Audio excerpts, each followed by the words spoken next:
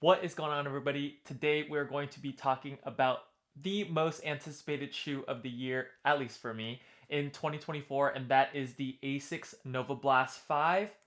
I put in the miles, let's get right into it. So starting out with the outsole of the ASICS NOVABLAST 5, as you can see, we have a pretty traditional ASICS looking outsole pattern. I believe that this has ASICS hybrid grip. Correct me if I'm wrong in the comments, but I'm a little bit too lazy to search that on the internet right now. But I would say that this actually was a pretty decent performing outsole, at least in my opinion. I live in California and typically it doesn't rain too much, but I have ran in these in the rain. And I'm happy to report that the traction actually performed pretty well. I think better than last year's model in the ASICS Nova Blast 4, but that's just in my experience. So typically I run on the road in dry weather conditions. Sometimes it rains a little bit, sometimes I'm running through street cleaning, and these, in my opinion, held up pretty well, especially compared to last year's model. Now, compared to other models that I've ran in, I would say that they're on maybe the average side. I was able to run in the rain in these and I didn't feel too much slippage, but I can see that if I picked up the pace or if I was making sharp turns while it was raining, I don't think the outsole would perform very well, to be honest. And I can only assume that, in snowy or icy conditions on the road, this traction pattern might not perform the best. So keep that in mind. Now, as for an outsole durability point of view, I do have about 45 miles in this shoe. So I did put a little bit extra miles in these shoes before I reviewed them. And I would say that the durability is not looking too hot. With the ASICS Nova Blast 4, I have about 75 miles on the last year's model, and I would say that that durability for me personally also wasn't too good, and I felt that the outsole on the 4 was a little bit softer than this year's model, but I do see a lot of degradation in the outsole, especially towards the forefoot of the shoe. Now, that could be me being a heavier runner that's kind of taken into account with this shoe, but the heel of the outsole looks to be holding up very, very well. It's just that forefoot that's looking a little bit damaged or a little bit worn down, in my opinion, especially with only 45 miles in the shoe. So I would say durability, take that with a grain of salt. I am a bigger runner. Typically, running shoes don't last as long for me, but it should hold up to that typical daily trainer threshold of 300 to 400 miles.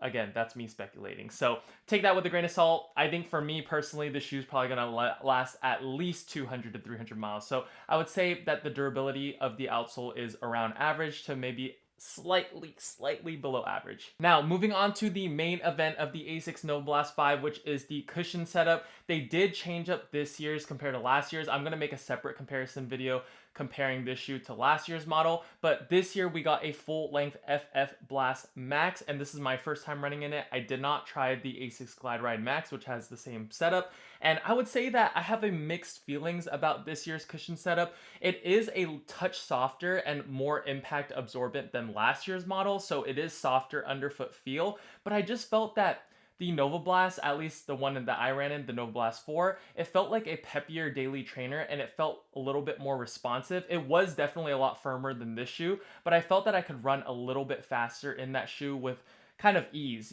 versus this shoe, I felt like I was sinking in a little bit more than I'd like to in, I guess, the Nova Blast series, but not to take anything away from the Nova Blast 5, it is a very comfortable ride, and I think it's a very versatile one as well. You can take these on long runs, you can take them on just a whole lot of different types of runs, faster runs included.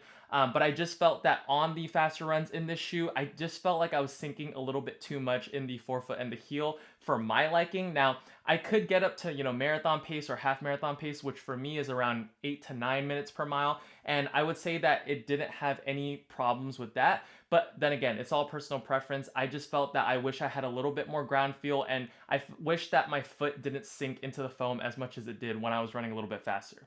Now, for easy runs and slower paced runs, I thought that the midsole performed fantastic, and I think that this is going to be a very comfortable shoe for the masses.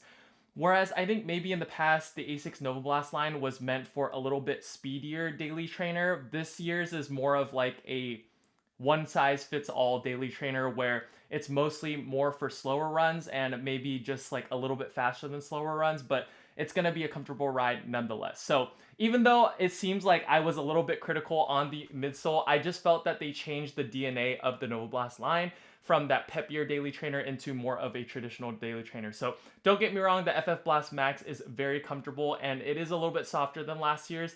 I just felt that when I wanted to pick up the pace, it was a little bit sluggish, but it took care of my body very well, and I was able to put a lot of miles on the shoe, long runs in the shoe, short runs, and it was very comfortable doing that.